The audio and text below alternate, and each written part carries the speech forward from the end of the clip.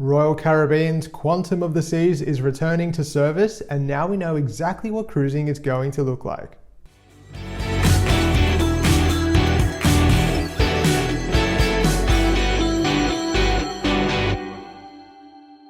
I'm Adrian, the Cruise and Travel Guy. A quick thanks to everyone that has subscribed to the channel, and if you haven't done so already, please hit that subscribe button. Royal Caribbean have reached an agreement with the Singapore government, meaning that Quantum of the Seas will be returning to sea for 3 and 4 night cruises to nowhere.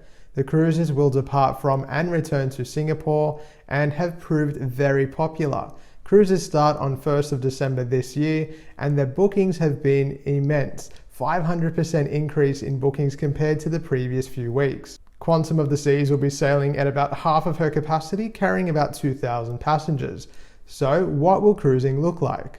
Well, first and foremost, a COVID test will need to be undertaken between 48 and 72 hours prior to departure. The test is included in the cost of your cruise fare for bookings and sailings up until the 31st of January 2021.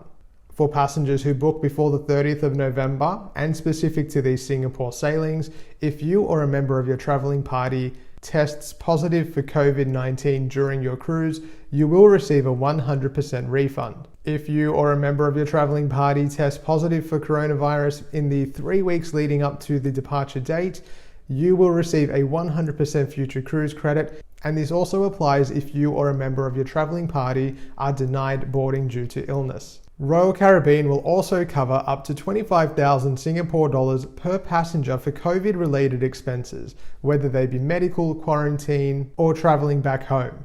On board, outdoor activities will still be operational with some changes. To ensure that passengers can continue to be spaced out, swimming pools and hot tubs will be limited to 50% of their original capacity. On the sports court, expect new instructor-led competitions and drills to give you ways to exercise whilst remaining physically distanced. Flow rider and slides will all be operational as usual with the required distancing during queuing. Seating and tables all over the ship will be spaced out further, giving everyone more room. Indoors, all venues will be limited to about 50% of their original capacity, and that does tie in with the fact that the ship will be sailing at about the same capacity. There will also be floor markers and signage to help guide passengers. The shopping experience on board will change as well. Shopping can be done in private by appointment or in small groups during specific hours. A trip to the guest services or shore excursions desk will be a little bit different as well. A virtual queuing system will be in place, which means that your phone will alert you when you're next in line to be served. You won't have to physically queue with other passengers. Ordering in restaurants and bars will be a touchless experience with QR codes at the tables, enabling you to access all menus from your phone. The Windjammer buffet will now be served by crew members, along with ready-made grab-and-go options available throughout the day. According to reports, the Windjammer will initially not operate during dinner hours. Of course, sanitization is being turned up to maximum, with all public areas and facilities sanitized consistently and comprehensively throughout the day, including high-touch areas as well as things like sports equipment. There will also be additional sanitizer stations positioned all over the ship and regular announcements reminding passengers to adhere to the new way of life on board. There is a continuous supply of 100% fresh air throughout the ship, and with robust filtration in place, the likelihood of transmission of aerosol particles between spaces is highly unlikely to virtually impossible. And the big question that everyone wants answered is, will you need to wear a face mask? And the answer is yes. You will be required to wear a mask in all public areas, whether inside or outside. There are exceptions to this, including if you're using the pool, if you're doing some heavy exercise, if you're in your own stateroom, or if you're seated at the bar or dining room. If, for example, you get up from your table to use the restroom, you will need to put on a mask. If the worst was to happen, Royal Caribbean state that they have a robust multi-tiered plan in place to ensure the safety of everyone. This includes comprehensive contact tracing, as well as medical support, including the ability to have a COVID test done in 1 hour. Their existing medical center will be divided into 2, with a dedicated controlled care unit specifically designed for infectious diseases with its own entrance, restroom, and lab collection. Medical equipment is upgraded as well as medication. 2 doctors and 4 registered nurses will lead the team, whilst additional support is also catered for if needed. There will be continual health monitoring on board in the form of temperature checks and complimentary in-stateroom evaluations as needed. Your stateroom will be cleaned and sanitized once daily, only when you are out of the cabin. Even if you don't have a balcony room, the air in your stateroom is 100% fresh, filtered air. You will also receive a complimentary sanitizer and face mask.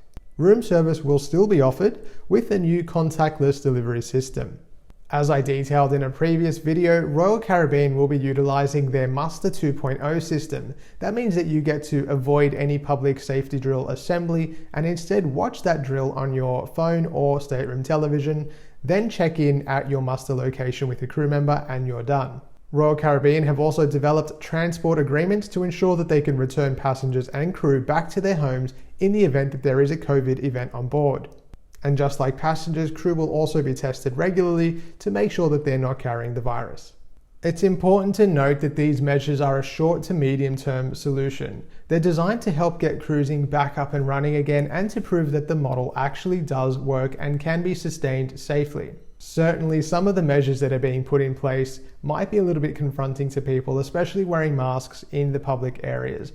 But if it means that we can get back to sea and that the model can be proven and then relaxed as we continue, then I am all for it. I think this pioneering sense of getting back out there and passengers willingly wanting to do that is going to assist in the longer term to get the industry back to where it was and to bring cruising back to where it was so that we can eventually get back to exactly what we all love about cruising, which is that sense of connection with fellow passengers and the sea and just enjoying being out there and visiting ports. Obviously, this is not necessarily ideal, but if the alternative is not to cruise, then I am all for this. And frankly, I can only hope that Australia follows suit soon because we need to get cruising back up and running. The economy is so dependent on it, and the tourism industry in particular need it. Australia is so well built for cruises to nowhere and for domestic cruises, so I think it's only a matter of time. But I do hope that our state governments and federal government can come to a consensus and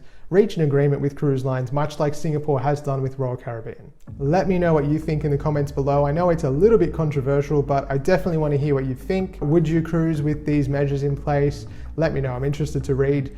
Thank you to everyone that has subscribed to my channel. If you haven't already done so, please do. If you are looking at booking a cruise, maybe not right now, but in the next year, 2 years, go to my website, thecruiseandtravelguy.com.au, and you can also follow me on Facebook and Instagram at thecruiseandtravelguy.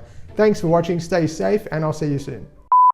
For passengers who book before the 30th of November and for Royal Caribbean have committed to a 100% future cruise credit for you or your guests.